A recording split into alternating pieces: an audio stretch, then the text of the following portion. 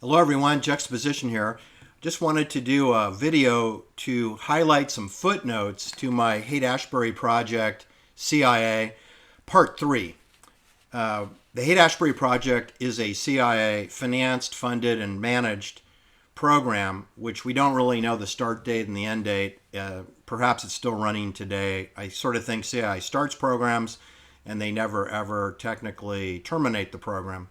But this is public knowledge, and the CIA doesn't deny it. Now, CIA doesn't ever confirm nor deny anything, but it's fairly established, even in the mainstream media, that the Haight Ashbury project officially, from 1965 until don't know when, when they rocked out the 1960s with the Altamont Raceway free concert in Alameda County on Department of Energy property. That's kind of the technical historical termination of the Haight Ashbury experience. That was December 6, 1969. However, we know it continued because Bill Graham really rose to fame in the 70s with the Fillmore West and concerts that he promoted all the way up until his death. He had promoted a Huey Lewis concert the night that he was murdered in a Bell 206B helicopter, the same make and model that Francis Gary Powers, a CIA Lockheed spy pilot, was murdered in, a Bell 206B helicopter in Van Nuys, Sherman Oaks area, over the Sepulveda Dam Recreational Park baseball diamond. So what I'm telling you is that Bill Graham was murdered in 1991 in October, and that was the end of his career. And he was promoting a concert at the Concord Pavilion in Contra Costa County that evening featuring Huey Lewis and the News, which is a Marin County band.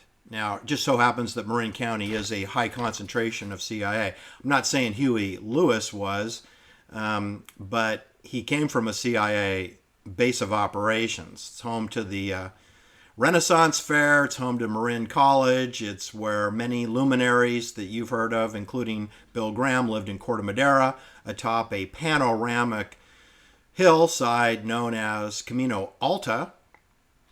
And he didn't make it home that night. He was killed around, I think 10:20 p.m. At Sonoma Creek in Sonoma County near the Sears Point Raceway. All right, what I wanted to tell you about the Summer of Love, 1967, it actually does have an official start date and it actually has an official end date. Now, I'm just talking about the Summer of Love, which is just one operation within the Haight Ashbury umbrella, Haight Ashbury Project umbrella. It's kind of a catch-all for dozens of different CIA operations. The Summer of Love was one such operation, and it technically took lots of planning in the years before and perhaps the years after they analyzed it and then reapplied it in different situations. Please pay attention. This is very important, and I think I glossed over it in my Part 3 video, is that the CIA can enter your city. I don't care if you live in Yonkers or the Queens or New Rochelle or Mount Vernon, New York, or if you live in Atlanta, Georgia, or you live in Seattle, Washington, which I think that I don't need to tell them what happens when the CIA comes in and kidnaps your city for 9 months, or a district within your city. They typically kidnap districts within a city. They don't usually take over the whole city, although they can. They can take over your entire city, especially with the 5G smart grid mesh and all the transponders and all the neighborhoods. So it is possible that Manhattan, New York, could be completely and utterly imprisoned through an invisible radio force field in much of the way that it was with Orson Welles and John Houseman, a Romanian Jewish gentleman who produced War of the Worlds on October 11th, 1938, using the Masonic Eye CBS radio to conduct a alien invasion psychops of New Jersey and Manhattan. That the aliens are coming. I mean, this is before the Anheuser breakup bender weekend, right? Where Anne Heche, apparently, according to Disney ABC News, was on ecstasy and perhaps other drugs and was drunk because she's on a bender. So it's alcohol and ecstasy and maybe something else. And then ABC Disney injects into this poppycock story that she had a spaceship and she wanted to take everybody to heaven so she could introduce you to God. Anne Heche. That was in the year 2000. That was before 2001 World Trade Center. Before that, we had a Anne Heche breakup with Ellen DeGeneres, a fake lesbian relationship brought to you by Disney ABC News. And they told you that Anne Heche was a drunkard and was on ecstasy and that she owned a spaceship. And she's going to take everybody to heaven. That was known in August, the year 2000.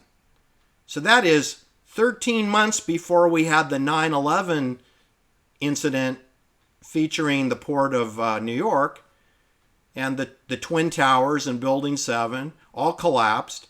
And 13 months before that, we had an Anne Heche fiery ecstasy breakup bender weekend after the Ellen DeGeneres lesbian romance ended. And that was near the Harris Ranch in Fresno County, where we turn cows into hamburger. It's a feedlot, if you didn't know. Harris Ranch is a feedlot. It's a stinky feedlot. And I know, because I've raced bicycles in close proximity to it 10 times. And I won 3 of the races. So I guess I do pretty well in feedlots. The finishing line is upwind of the feedlot. So it was, believe me, I didn't smell any methane gases where the finishing line is atop a stair-stepped climb. It really suited me well. But after the race was over and I went back to my car, I wanted to get the heck out of there. Anyway, what I want to tell you is those are psychological operations. They did it in New York City.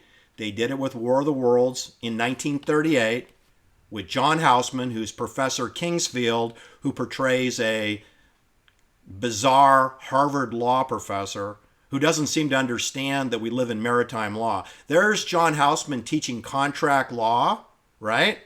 And there is no contract law in the United States. So you got John Houseman, a Romanian Jew, teaching contract law to students who are so clueless they don't even know that they live in maritime law, where you follow orders or people die. That's the only rule in maritime law. You're on a ship and the captain's in charge. What do you need to know about contracts? That's Harvard University. Hey, that's where Sam Bankman-Fried's parents, they teach at Stanford Law School. It's the same program. The Harvard Law program is the same as the Yale Law program, which is the same as the Stanford Law program, which is the same as the Hastings UC, University of California Hastings Law School, Cackling Cacophony of Chaos, Camilla Harris, where she graduated from. It doesn't matter. They're all under maritime law. So all those schools are operating as fraudulent schemes. Yeah, should not collect any tuition for telling people untruths. Yeah. Anyway, what I want to tell you about the Summer of Love is technically it began on Saturday, January 14th, 1967 in Sharon Meadow, named after a banker, now known as Robin Williams Meadow. Anyway, it began there, and that is where Timothy Leary came on stage and uttered those infamous words, tune in, turn on, and drop out. That was done on Saturday, January 14th, 1967. And then Grace Slick and the Jefferson Airplanes performed White Rabbit, which is a song about hallucinogenic drugs and authority. I don't recommend speaking up to authority when you're on acid, okay? Or psilocybins or mushrooms or whatever it was that Grace Slick thinks she was singing about. Lyrics that she probably personally did not write, but she did do an excellent job singing. Thumbs up to Grace Slick. I've always been a fan of Grace Slick. However, she is a CIA social engineering singer. And so is the Jefferson Airplane. And so was the Great Society, which preceded it. So don't think I'm falling for the potato and the tailpipe regarding Grace Slick. I like her music. I like her singing. But I think her lyrics are written by a social engineering clandestine service songwriter. And the reason I believe that is because part of the engineering that went into that day events, January 14th, 1967, in San Francisco, just a few blocks away from Haight Ashbury, just a few blocks from University of San Francisco, and one block away from the Hare Krishna Temple. They have a Hare Krishna Temple there too, by the way.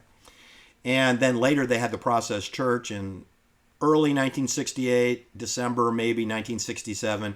But in any case, they're big on cults, but nothing to do with Charlie Miles Maddox, who was living in Berkeley and in Ukiah and Philo and the Redwood Valley, which is code for Greenfield Ranch, a CIA 5,400-acre complex, which later went on to train Leonard Lake and Charles Ng. Leonard Lake, a serial killer of 25 missing people. The Greenfield Ranch borders an actual lake that you could fish and boat in, and it's called Leonard Lake.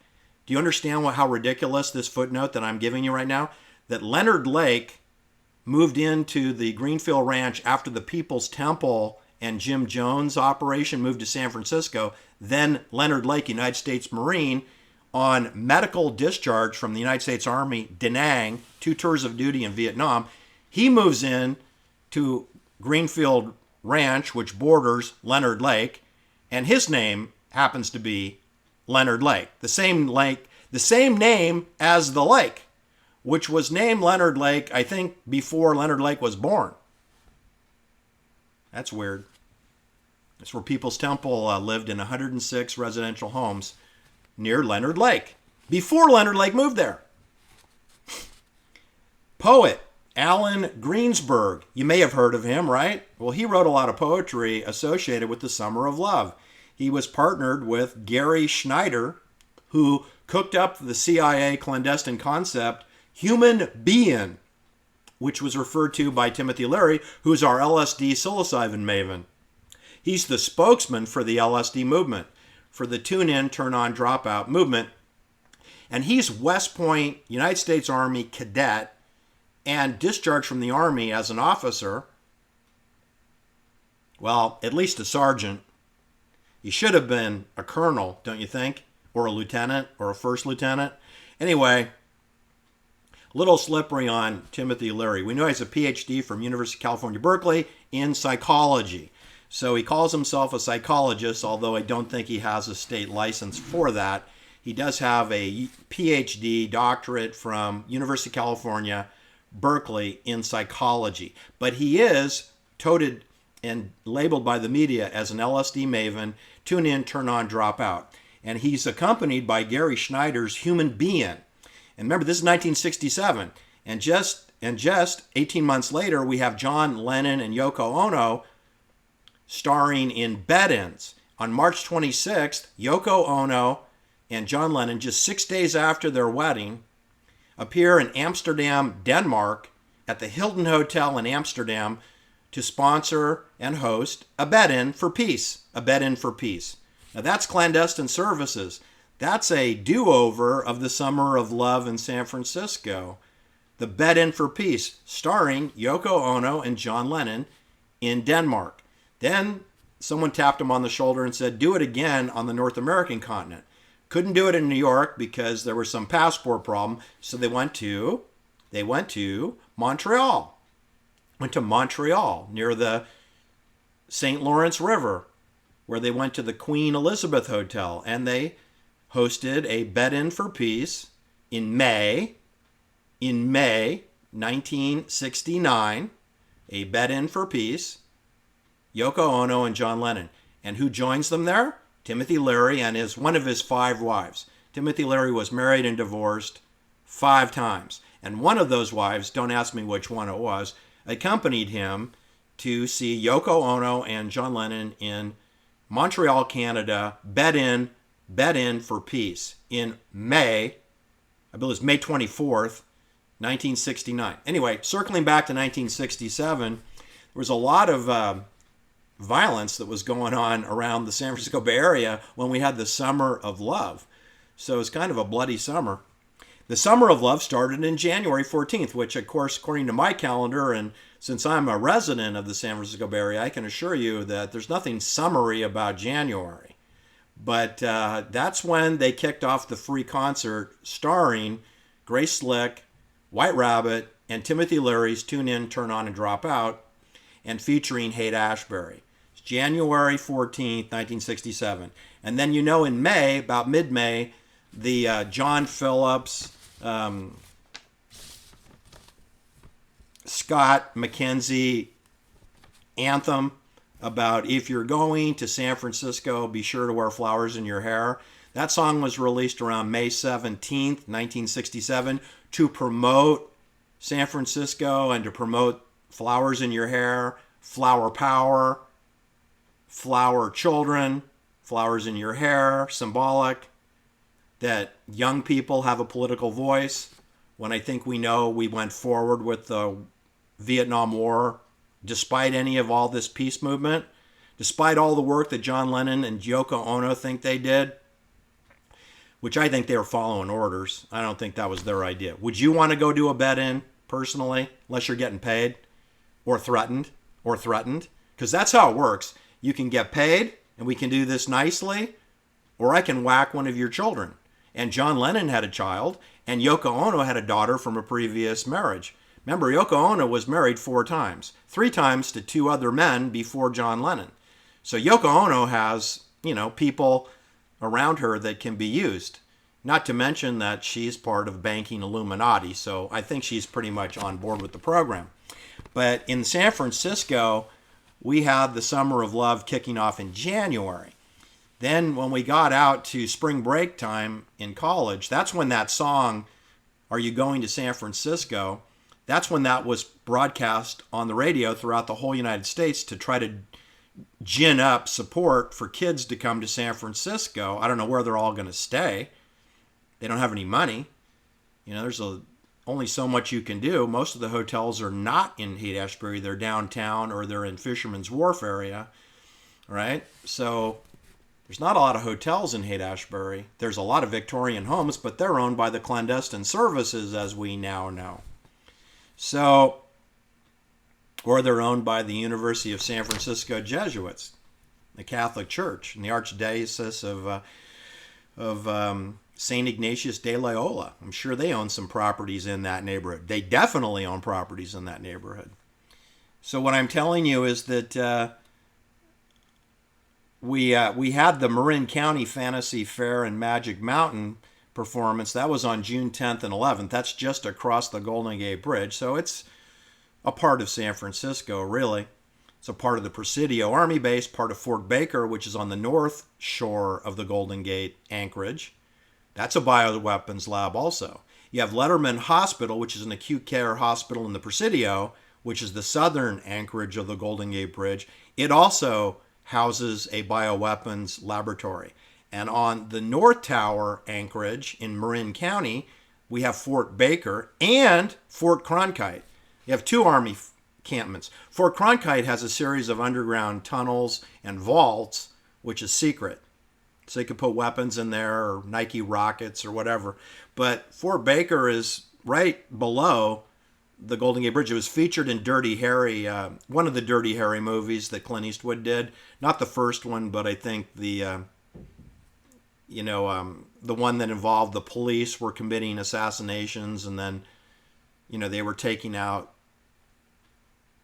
the pimps and the drug dealers without a trial, without arraignment, without due process. That's the system we're operating under today, people. Clint Eastwood sending you a message. Maritime law. Anyway, he featured Fort Baker in one of those films. Right?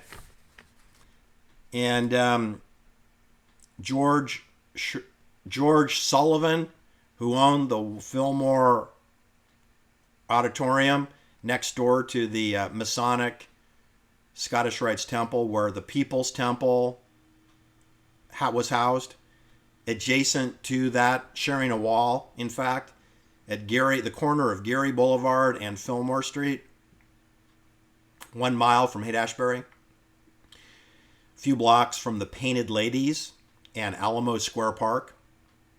the painted ladies, those Victorian homes that you've seen in magazines.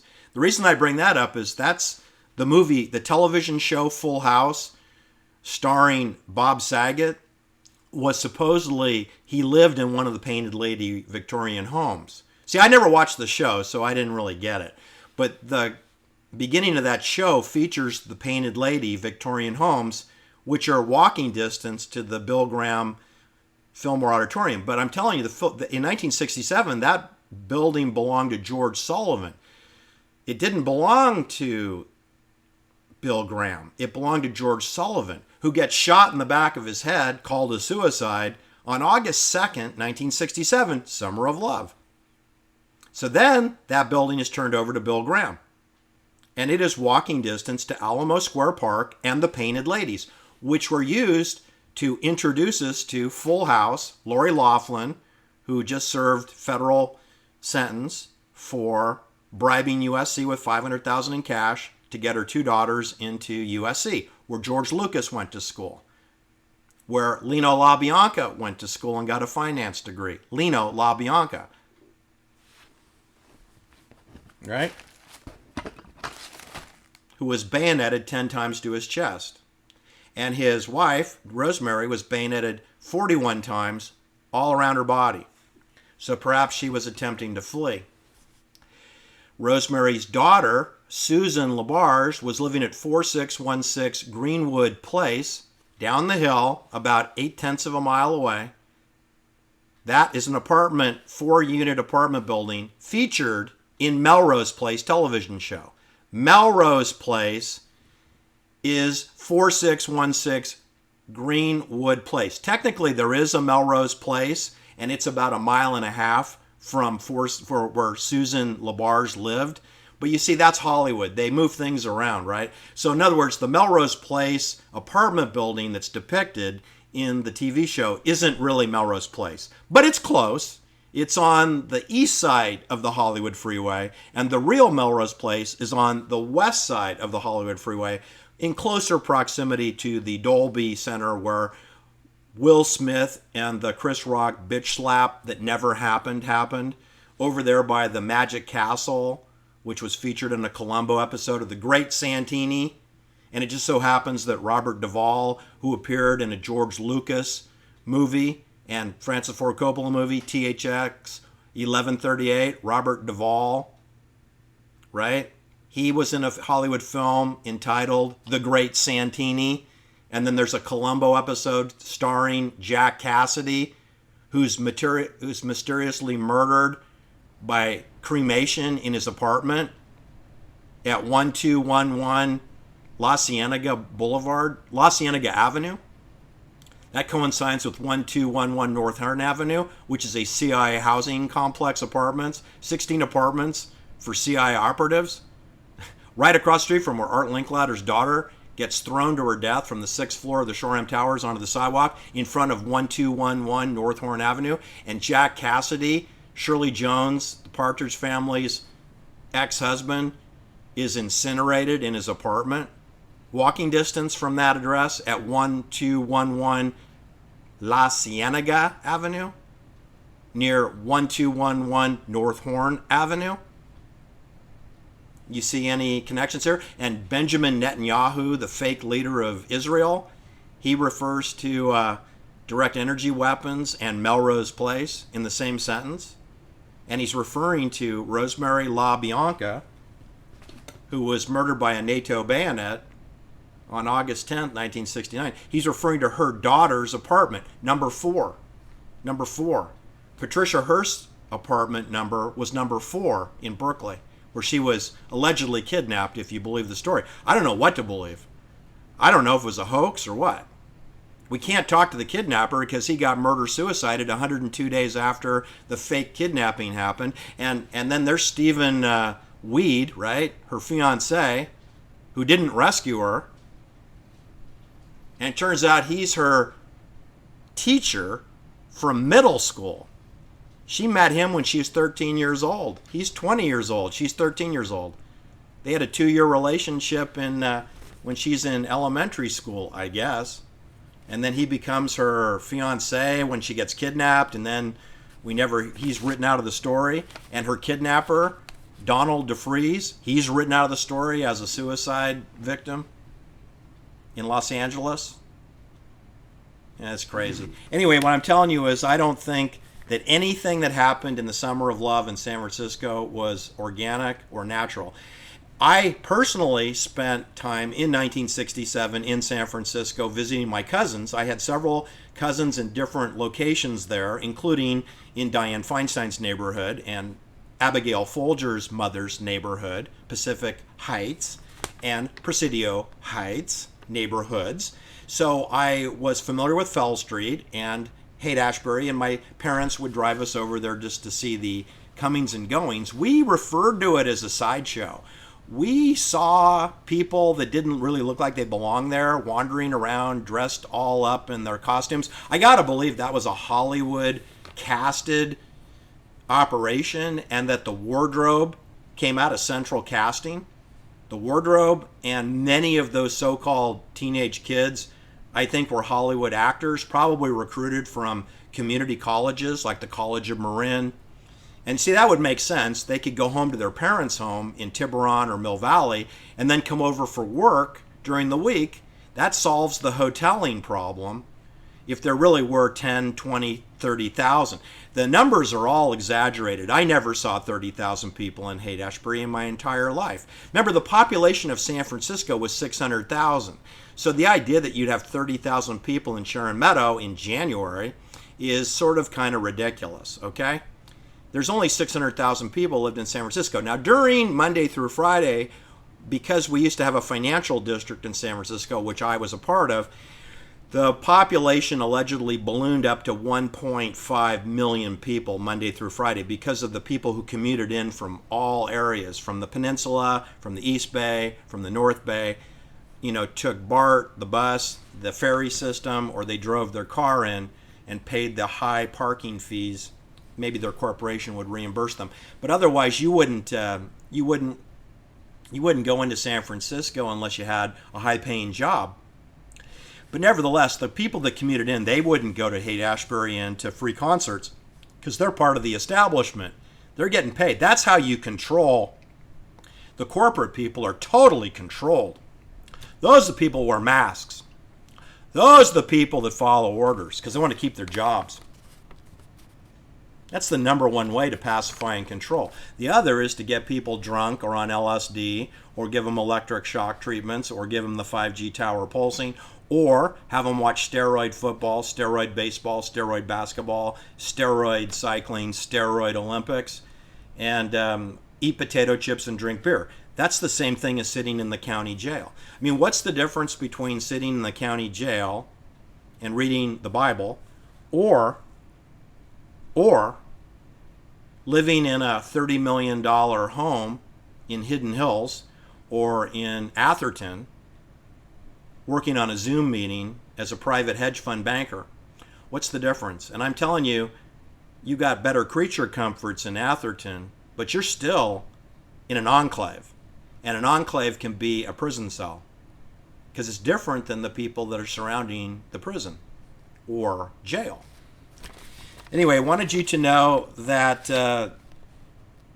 San Francisco endured or tolerated the Haight Ashbury project. They didn't really have a choice, right? Just like Seattle and Portland didn't have a choice, that COVID came to town and ruined the downtown and created people sleeping on the sidewalks, which Los Angeles has also been destroyed with. The parks and the financial district and all the streets around the downtown areas are people living in tents. I don't think anyone had a choice about that. It just happened, right? That's an example of the CIA coming and visiting you. That's Satan. That's the devil coming to visit you. That's what that is. That's what COVID was. That's what Haight Ashbury was. I don't think the people who actually had normal jobs and worked in the general area of Haight Ashbury, I don't think they liked it at all.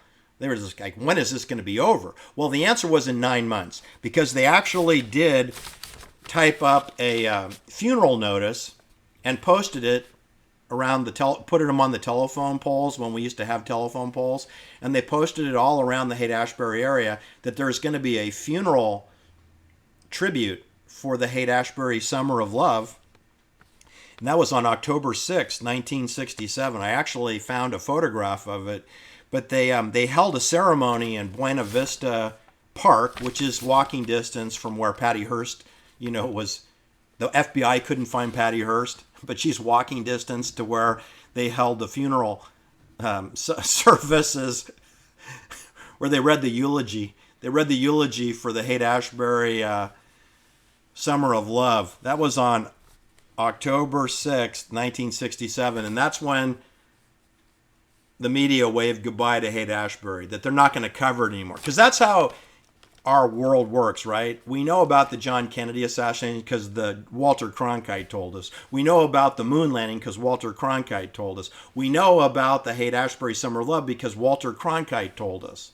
We know about the Vietnam War because Walter Cronkite told us. See, and then when they don't cover the story anymore, I guess it's over, right? I mean, that's how things are decided. Like that heart attack on NFL Monday Night Football. The more media attention that it gets, the more preposterous the story gets. And then when they stop covering it, I mean, there's no apology issued if the story was wrong, incorrect, didn't have all the facts. I mean, have we ever got all the facts on the World Trade Center disaster? No, they destroyed the crime scene and we moved on. We just don't talk about it anymore. That's what they do. They go into your city, to my city, to your city, and they wreak havoc. They create a homeless problem. They murder some people, like George Sullivan. And then a lot of innocent people get hurt. And then they move on. They just leave. And they don't cover it on television anymore. So there's no justice. It's like a courtroom. It's maritime law. There's no due process. There's no justice. If you're looking for justice, don't look for it in a courtroom. Don't look at it from a judge. Judges are tools. They do what they're told. They like their salary. They like how everyone kisses their butt. They have insecurity issues big time. They're narcissists and they're insecure. That's what the CI wants in a judge. Insecure, blithering idiot that you can scare and you can bribe them with money. Perfect judge. Perfect CEO of a bank. The front man for the bank. You think they got Jamie Dimon going to the secret meetings to talk about, what we're going to do with the cryptocurrency? He's not invited. They decide that without him. So anyway, I wanted to tell you that besides Joan Didion and besides John Dunn and his older brother Dominic Dunn, and besides Gary Snyder and Alan Greensburg and Timothy Leary and Hunter S. Thompson